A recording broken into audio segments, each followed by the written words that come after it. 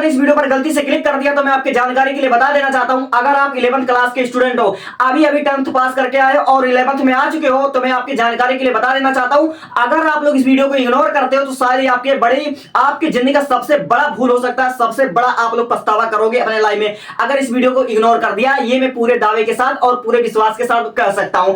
अगर आप लोग मेरे पुराने ऑडियंस रहे होगे तो आपको पता होगा कि मैं कोई भी वीडियो अगर शूट करता हूं तो बिना एविडेंस के, बिना कोई सबूत के मैं कोई भी वीडियो शूट नहीं करता हूं। तो मैं आपको क्या बताने वाला हूं, अगर आप लोग 11th में आ चुके हो तो आपने चाहे साइंस स्ट्रीम चुन रखा है। अब साइंस स्ट्रीम में आप लोग अच्छे तरह जानते हो कि इसमें दो राह होते हैं, एक होता है आपका पीसीबी यानी कि मेडिकल स्ट्रीम होता है, और ये होता है हमारा पीसीएम, दूसरा यानी कि नॉन मेडिकल क्षेत्र होता है। यानी कि साइंस में आपके टोटल दो रास्ते होते हैं, चाहे आप लोग मेडिकल लाइन में जाओगे, चाहे आप लोग इंजीनियरिंग लाइन में जाओगे। तो मैं आपको बताना ये चाहता हूं कि मेडिकल लाइन में अगर जाओगे तो आपका स्ट्रीम कैसा रहेगा, आपके लाइफ में कितना कितना स्ट्रगल आएगा, आपको कौन कौन सा सब्जेक्ट पढ़ना पड़ेगा।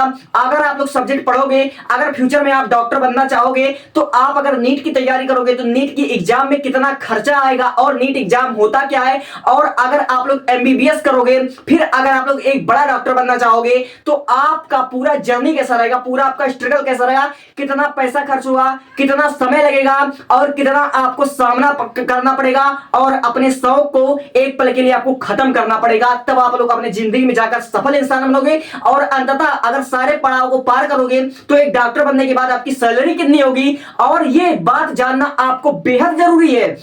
अगर 11th क्लास में हो तो आज से सारे बातों को जान जाओ, वरना आप लोग बहुत पछताने वाले हो। क्योंकि आप लोग अच्छे तरीके जानते हो मेरे पास हर चीज का सबूत होता है। मेरे बगल में बैठने वाले बच्चे, या फिर मैं ऐसा कह सकता हूं कि मेरे स्कूल कॉलेज से जितने भी बच्चे पढ़ चुके हैं, मैं अच्छे तरीके से बहुत से बच्चों को देख रहा हूं जिन्होंने नीट क्वालिफाई करके आप वो चले गए पढ़ाई करने एमबीबीएस का, और बहुत से बच्चे थे जो कि इंजीनियरिंग की तैयारी करने रहे थे और वह नोएडा से बीटेक कर रहे हैं, और बहुत से बच्चे बीएससी नर्सिंग कर रहे हैं। तो कहने का मतलब कि सारे एविडेंस है मेरे पास। और फिर उसके बाद अगर आप लोग इंजीनियरिंग लाइन में जाते हो तो 12 के बाद अगर आपको जेईई मेंस की तैयारी करना पड़ेगा, जेईई एडवांस की तैयारी करना पड़ेगा, तो आपको कितना पैसा खर्च करना पड़ेगा और अपने इच्छाओं का कैसे बलिदान करना पड़ेगा, और कितना साल आपको लगेगा एक इंजीनियर बनने में, और अंततः एक इंजीनियर बन जाते हो तो आपकी सैलरी कैसे रहेगी, आपकी लाइफ स्टाइल कैसा रहेगा, सब कुछ मैं आपको बताने वाला हूं। तो मैं शुरुआत करना चाहूंगा आपके 11th क्लास से। सबसे पहला, आप 11th क्लास में आ चुके हो, बहुत से बच्चे कंफ्यूज हो जाएंगे, और बहुत से बच्चे अगर कंफ्यूज नहीं होंगे, उनका अगर रास्ता क्लियर था कि भाई मुझे मैथ पढ़ना है, मैथ बहुत ही अच्छा इंटरेस्टिंग सब्जेक्ट है, तो वे लोग आसानी से मैथ का रास्ता चुन लोगे। लेकिन मैथ का रास्ता क्या इतना आसान है, और बहुत से बच्चों को मैथ से नफरत होगा क्योंकि मैथ बहुत हार्ड सब्जेक्ट है, तो उन्होंने बहुत अच्छे से बायोलॉजी स्ट्रीम को चुन रखा होगा। और चूंकि बायोलॉजी बहुत अच्छा स्ट्रीम है, बहुत ज्यादा इसमें रिस्पेक्ट मिलता है और जीवन भर की कमाई होती है। अगर आप एक डॉक्टर बन गए तो आपको रिस्पेक्ट मिलेगा, और मरते दम तक यानी कि पूरा लाइफ टाइम तक आपको सैलरी मिलता रहेगा। और सैलरी नहीं मिलेगा, अपना खुद का मेडिकल स्टोर खोल लोगे तो भी आपकी कमाई निरंतर चलती रहेगी। ठीक है, तो मैं आपको बताना ये चाहता हूं, मैं शुरुआत करना चाहूंगा बायोलॉजी से, फिर मैथ के बारे में बताऊंगा।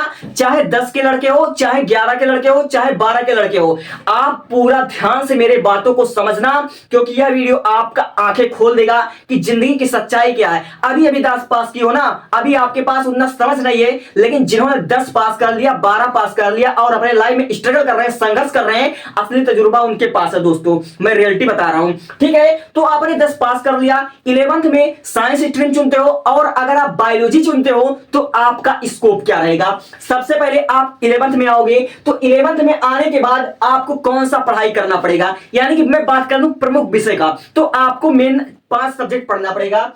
यानी कि अगर आप फ्यूचर में डॉक्टर बनना चाहते हो, अगर बायोलॉजी लोगे तो फ्यूचर में आपका डॉक्टर बनने का ही सपना होगा, और डॉक्टर नहीं बनना चाहते तो डॉक्टर के बारे में जान लो। ठीक है, तो आप लोग क्या करोगे, पीसीबी स्ट्रीम को चुनोगे, और पीसीबी के बारे में बताना चाहता हूं, फिजिक्स, केमिस्ट्री और बायोलॉजी, यानी कि भौतिक विज्ञान, रसायन विज्ञान, जीव विज्ञान, ये 3 आपके मेन सब्जेक्ट होते हैं। और प्रमुख विषय की मैं बात कर लूं तो Hindi, English, physics, chemistry, biology, आपको 5 सब्जेक्ट पढ़ना पड़ेगा। 11वीं में भी और 12वीं में आपको ये 5 सब्जेक्ट पढ़ना पड़ेगा। ठीक है, तो बहुत से बच्चे क्या होते हैं जिनका ड्रीम बड़ा होता है कि मैं आगे चल करके डॉक्टर बनूंगा, आगे चल करके मुझे मेडिकल लाइन में अच्छा करना है, अच्छा परफॉर्म करना है। ठीक है, तो वे क्या करते हैं 11 और 12 से नीट की तैयारी करने लगते हैं। और बहुत से बच्चों को ऐसा ही करना चाहिए। 11 कभी जिंदगी में बर्बाद मत करना और 11 को हल्के में मत लेना, वरना आने वाली तुम्हारी 4-5 साल बिगड़ जाएगी और तुम बेरोजगार हो जाओगे। ठीक है, यानी कि 11 की पढ़ाई को कभी भी नजरअंदाज मत करना और 11 में दिल लगाकर पढ़ाई करना, फ्यूचर में कुछ बनना होगा तो। ठीक है,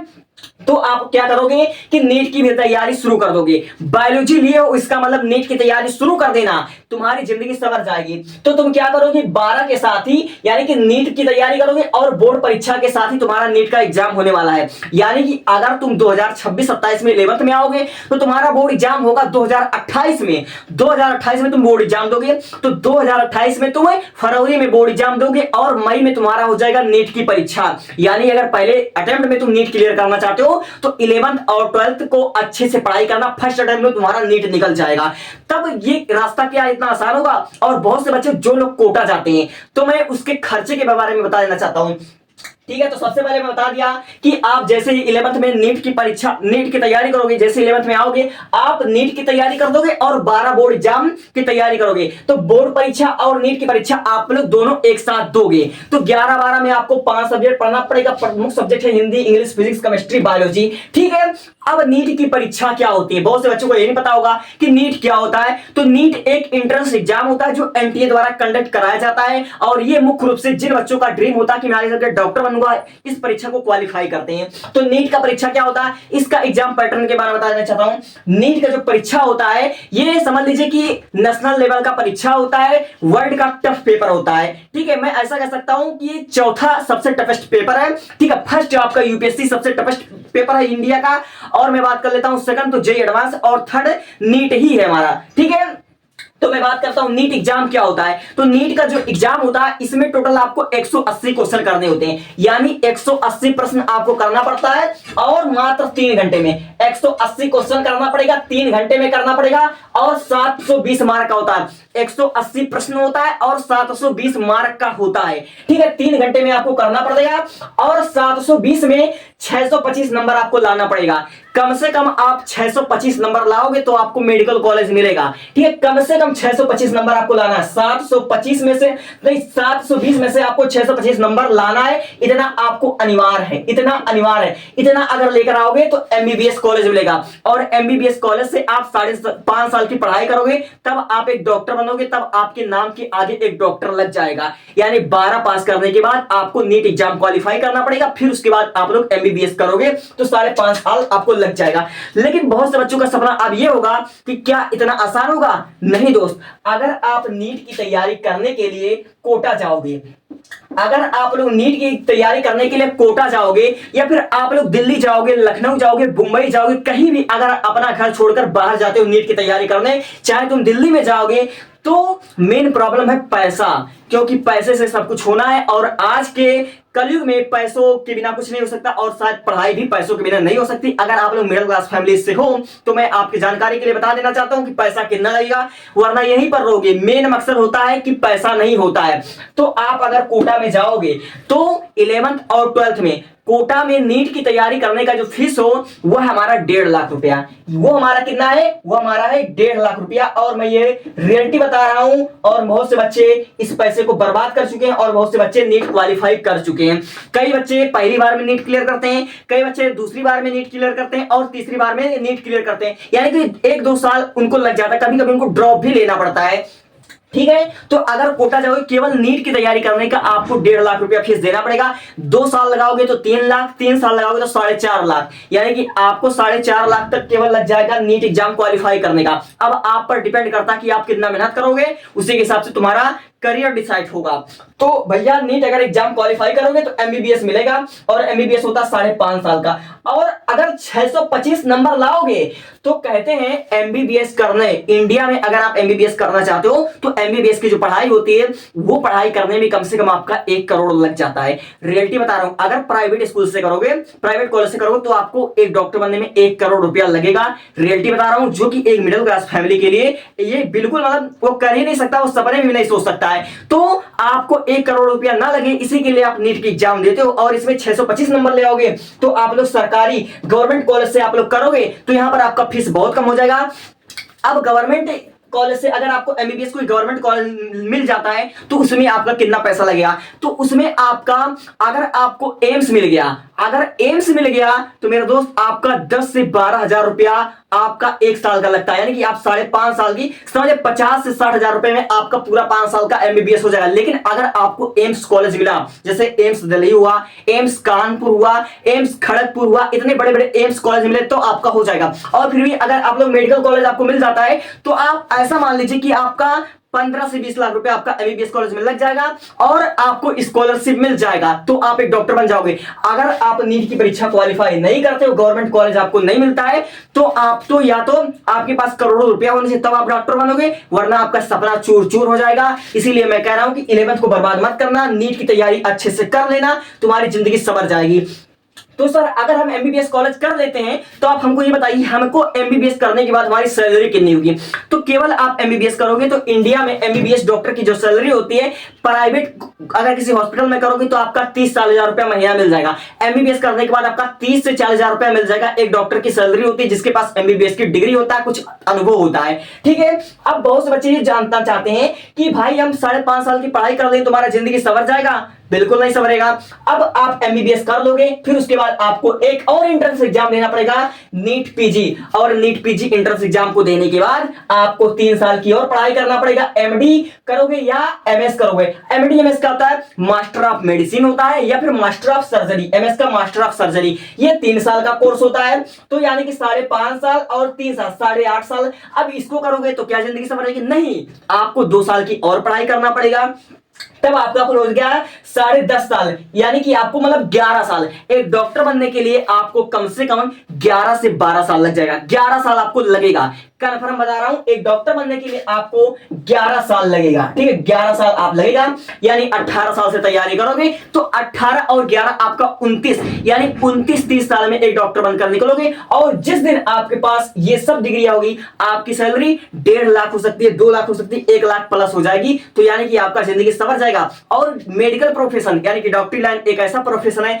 जो कि आपको मरते दम तक पैसा देगा, और आपकी जिंदगी ऐसा मैं कह सकता हूं कि जीते जी अमर हो जाएगी। यानी जब तक जियोगे कभी भी बेरोजगारी आपके सामने नहीं आएगी, आप कभी भी बेरोजगार हो ही नहीं सकते हैं। यानी कि यहां पर मैं डॉक्टर लाइन की मैं अब समाप्त करता हूं। मेडिकल के बारे में मुझे जितना बताना था यही हो गया है। ये इतना मैंने इंफॉर्मेशन आपको दिया मेडिकल के बारे में, और आपको जानना तो आप लोग कमेंट करना मेडिकल के बारे में। अब मैं शुरू करता हूं इंजीनियरिंग के बारे में कि इंजीनियरिंग क्या होती है, और जानना बहुत जरूरी है। गलती से इस वीडियो को अभी काट कर मत चले जाना, वरना तुम्हारी जिंदगी बर्बाद हो सकती है। तब सबसे पहली बात कि भाई अगर मैं 11th में पीसीएम चुनता हूं तो मुझे कौन सा सब्जेक्ट पढ़ना पड़ेगा? तो मेरे दोस्त पीसीएम अगर चुनते हो, फिजिक्स केमिस्ट्री मैथमेटिक्स चुनते हो, तो जो हमारा मेन सब्जेक्ट होगा वो आपका होगा भौतिक विज्ञान, रसायन विज्ञान, गणित। आपका मैथमेटिक्स ही मेन सब्जेक्ट होगा। अब बात कर लेता हूं कि बहुत से बच्चे 11 के साथ ही कोटा जाकर के दिल्ली जाकर अच्छे से जे मेंस की तैयारी करते हैं, फिर जे एडवांस की तैयारी करते हैं। तो फीस की मैं बात कर लूं तो सेम फीस रहेगा। इसका भी आपको 1.5 लाख रुपया, 1 साल का, 2 साल का 3 लाख, 4 लाख, 4.5 लाख आपका 2-3 साल। जितना आप लोग अटेम्प्ट दोगे, जितनी बार तैयारी करोगे, उतना आपका पैसा लगेगा। यानी कि फीस तो सेम है, चाहे जेई की तैयारी करो चाहे नीट की तैयारी करो, 1.5 लाख रुपया आपका फिक्स है। और 1 से 1.5 लाख, 2 लाख ये मैं ऑफलाइन का बता रहा हूं। ऑनलाइन तो आप 4,000, 8,000, 10,000 में आप परचेज कर सकते हो। लेकिन अगर अपना घर छोड़ करके कहीं बाहर तैयारी करने जाओगे, तब मैं बता रहा हूं कि आपको 1.5 लाख रुपया केवल जेई मेंस का तैयारी करने का लग जाएगा, ठीक है।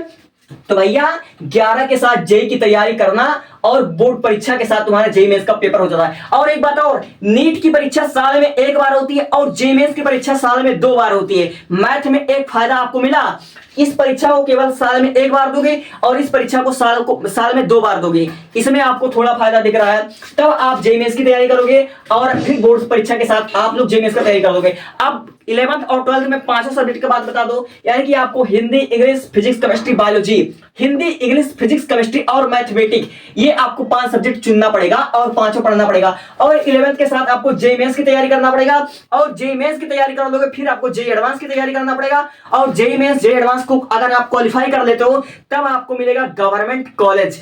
जैसा कि मैं बात कर लूं, आपका IIT Bombay, IIT Kharagpur, IIT Madras, इतने बड़े बड़े इंस्टीट्यूट से, और भारत में इंजीनियरिंग के लिए कुल 23 इंस्टीट्यूट है। अगर 23 इंस्टीट्यूट में से आपका कहीं भी हो जाता है, आप एनआईटी कॉलेज में जाओगे, आप आईआईटी कॉलेज में जाओगे, कहीं से अगर इंजीनियरिंग करोगे तो आपका लाइफ अच्छे से समझ जाएगा। और मैं कह सकता हूं कि इंडिया में आपको लाखों के पैकेज तो आराम से मिल जाएंगे। ठीक है, तब फीस की मैं बात करूं तो सेम है। अगर आपका मैं बात कर लूं जे मेंस और जे एडवांस का, तो इसका पैटर्न मैं क्लियर नहीं बता सकता हूं, क्योंकि इसका जो पैटर्न होता है हर साल चेंज होता रहता है, हर साल इसका पैटर्न चेंज होता रहता है। जैसे मैं 2025 के अगर पैटर्न की बात कर लूं तो 2025 का जो जे मेंस का पेपर हुआ था उसमें आपका 20 एमसीक्यू यानी कि 20 मल्टीपल चॉइस क्वेश्चन था और 10 आपका न्यूमेरिकल था। ठीक है, ये फिजिक्स, मैथ, केमिस्ट्री, ये तीनों का मैं पैटर्न बता रहा हूं। और 2026 में चेंज हो गया, 2027 में भी चेंज होगा, 2028 में, तो इसका पैटर्न भैया चेंज होता रहता है। और जेईई एडवांस का पैटर्न किसी को भी क्लियर पता नहीं रहेगा कि इस एग्जाम का पैटर्न क्या होगा, इसलिए इसका एग्जाम का पैटर्न बताना आपको गलत इंफॉर्मेशन देना होगा। और मैं कोई भी वीडियो बिना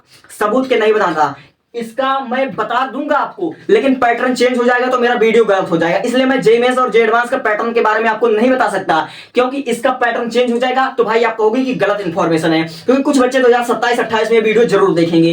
ठीक है, तो उसको मैं गुमराह नहीं करना चाहता हूं। तो आपको जे मेंस जे एडवांस क्वालिफाई करके आपको बीटेक करना होगा। अब बीटेक करने के बाद आपका पैकेज तो मिलेगा, और बहुत से बच्चे अगर बीटेक करने के बाद एमटेक कर लेते हैं तो आपका बहुत अच्छा स्कोप हो जाएगा। तो थैंक्स फॉर वॉचिंग। इस वीडियो में बस इतना बताऊंगा, क्योंकि वीडियो बहुत लंबी होती चली जा रही है, मैं अक्सर देख पा रहा हूं। तो आपका कोई भी प्रश्न हो, कोई डाउट हो, तुरंत पूछो, तुरंत तुम्हारा रिप्लाई दूंगा। Thank you.